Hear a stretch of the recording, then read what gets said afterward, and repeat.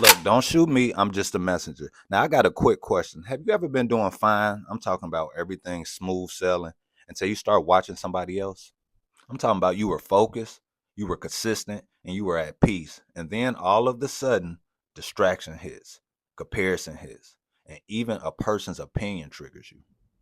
Well, today I want to talk about a phrase that we hear all the time, but we rarely understand, and that's going to be staying in your lane.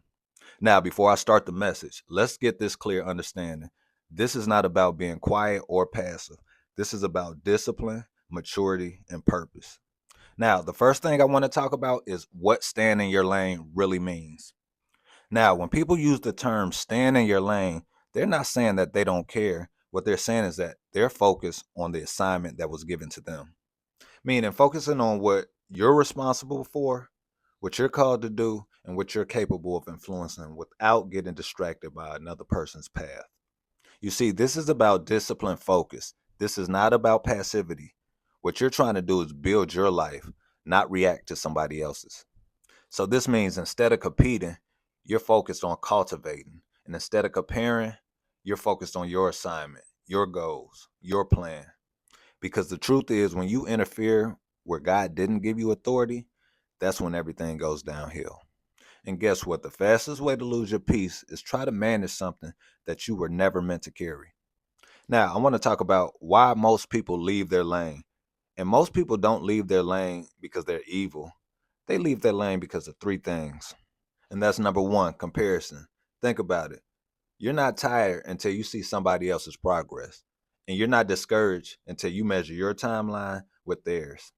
So, what comparison does, it ultimately shifts your focus from obedience to just outcomes, which in turn causes impatience, discouragement, and insecurity because what you're doing is measuring your process with somebody else's season.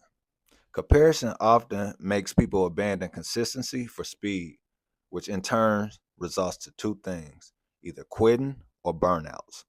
All right, the second reason why people normally step out their lane is because they want control. Meaning, a lot of people step out their lane because they want to control three things: outcomes, people, or perceptions. But the reality is, control is often just fear dressed up as confidence.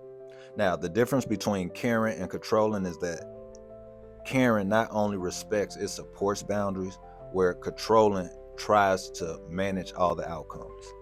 And when you cross from support to forcing, pressuring, or manipulating, that's when you left your lane.